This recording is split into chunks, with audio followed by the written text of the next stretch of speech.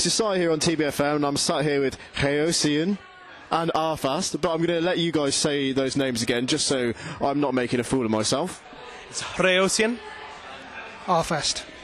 Okay, guys, Wodensthrone, you're playing at Damnation today. What does that feel like?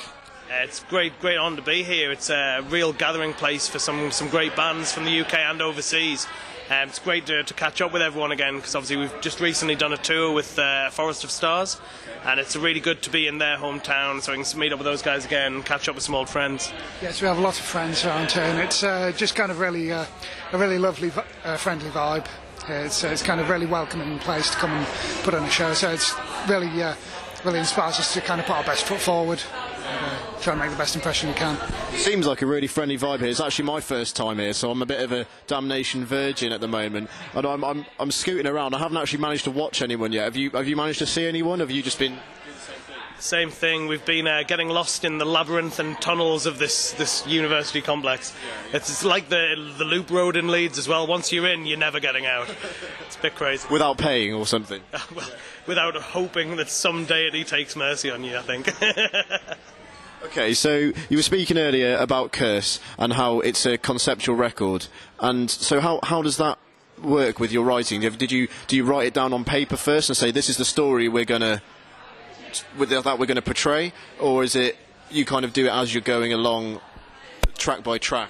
In practice, kind of both methods apply. We did come up with a written plan where we talked about particular key themes that might kind of identify themselves as particular leitmotifs and so forth, and kind of the narrative progression of the album and how that would be represented by different kind of musical characteristics.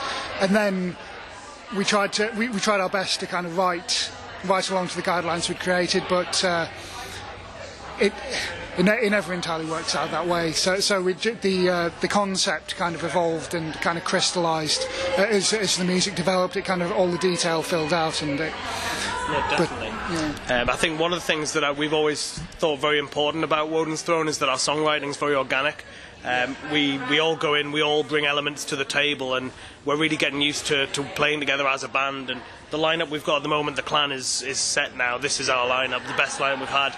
And no disrespect to any past members, of course, we have the utmost respect to everyone, but we really feel like we're just working together as a unit, a really strong unit, and that's why the songwriting was so easy for the new album, I think. Yeah, but I mean, the key balance we had to strike was that we wanted to do something that is kind of really... that was really detailed and nuanced and had a lot of depth and different layers to it, which were planned and kind of mapped out, but we didn't want to kill the spontaneity. Because the core of the band is it's just very much about a stream of consciousness process. We kind of try as much as possible to be in the musical moment whenever we're writing, and we try to take as collectivist an approach to writing as we can. It's definitely not a one man is in charge and he's telling everyone what to do, and this is what you do and this is what you do, and I'm the boss. Little areas that we rule over. Do you have a boss though, or someone who likes to think that they're the boss? I'd say I occasionally do. No, we're pretty democratic about everything. It's a collective, we're a clan, we do everything together, and I think a lot of the decision making happens collectively as well, which is a real nice feature. And again, that comes back to us feeling really comfortable as a unit now. We've got a nice mixture of skills and approaches that kind of that complement each other, so everything tends to work fairly smoothly. I mean, I think if we really get stymied in it on a particular issue, and there's a debate that we've kind of really divided it on, sometimes one or two people do have to kind of step in to try and to mediate, but that's not it's not precisely a decision-making role, but it's just kind of facilitates coming up with something that every member of the band is happy with, or as happy as we can be. So. I think that's one of the things. The only time we ever reach any sort of contention is because of our passion for the music we make, because we'll all feel so passionately about it that obviously occasionally we end up a little heated, but I think that's natural. It's part of being human, isn't it? And you say, no, you can do that in your side project. Yeah. Well, we have plenty of those. Well, that's the style, isn't it? So you guys are from the northeast. what do you think of the scene around there at the moment, and then venturing out to the rest of the UK? Well, the scene in the northeast's a bit of a hit and miss affair a lot of the time. There's not a great deal happening, but we do at the moment have some excellent shows coming on. Bro UK have started putting on some really good shows up there. So we've got Au Revoir coming up for a one-off other UK show tomorrow after Damnation. But the whole UK scene at the moment, I think, the one thing that unites the UK scene is its disparateness, the disparate nature. They're all so different. We don't have a British sound, and I think that's what is uniting, because you've got bands like A Forest of Stars, Fen, Winterfleeth, us. It's so different. Yeah, everyone's coming out in isolation and developing this kind of quite idiosyncratic little pockets, and so it's difficult to say that we have any sort of unified scene in this country, I think, but I think that's I would say that's definitely a strength. It's like people come with a lot more, much more kind of distinctive and instantly recognisable music. Yeah, I think.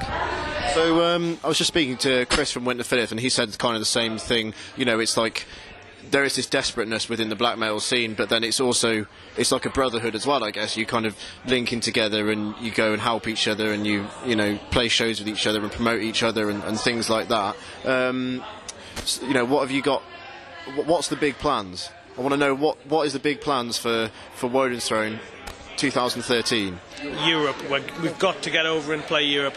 We've tragically, various circumstances in the past have conspired that we've never been over there. We this year, just last week, actually went to Ireland for the first time, played the Siege of Limerick, which was an excellent show, really, really good event. And we played Rites of Darkness last year now, at the Rites of Darkness 3. So that was great to go over to the US and play shows there, but we still haven't been into Europe, which we love dearly, and so that's definitely the plan. We're trying to get something together, possibly with our friends in Drogheda, see if we can play with them. That'd be awesome. What about the more northern European states? You know, like up in, are you gonna try and go to Norway and Sweden, or are you going to focus more on Middle Europe? We look at Europe as a whole. I mean, obviously with our sort of historical viewpoints, we look back to when mainland and northern Europe was very much one of a kind. Although you had different kingdoms and divisions within that, we all come from a similar root, and we feel very at home in Europe. So, I mean, whether we're talking about Scandinavia or sort of even Eastern Europe, or the sort of more conventional sort of Belgium, Central Europe, and like France and the like, we just want to get out and play, because it's somewhere we would love to go and obviously take our music over with us. Okay, great. And it's one of the wonderful things about Europe is it's how diverse it is, and the kind of rich, kind of different cultural experiences you can have. So it's a great place to go to tour, where you can experience a lot of different kinds of culture and different ways of life, and just kind of really develop more experience. Because I think with Wodensthrone, our kind of creative process is very experiential. We're trying when we're writing, we're trying to have a real sense of kind of our position in the world, not in any kind of national sense, but in a kind of constantly shifting flux of different kind of cultures and viewpoints, and it's and the best way to kind of generate the energy for that is to just go out and experience different things. So you guys focus a lot on is it particularly British heritage, or just like you were saying, European heritage and things like that? What would, if you could describe 3 words to say what is Wodensthrone about? If someone like this is given you the opportunity, 3 words, what would they be? 3 words. That's limiting. Spirituality would be one of them. Yeah, definitely.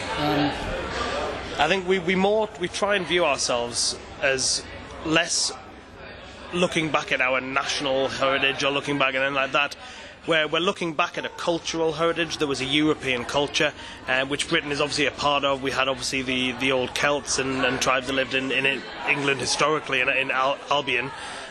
You've then got the European settlers who came over, the Anglo-Saxons, Jutes, all the various sort of Germanic tribes. We have so much in common with that, and we try and put ourselves as...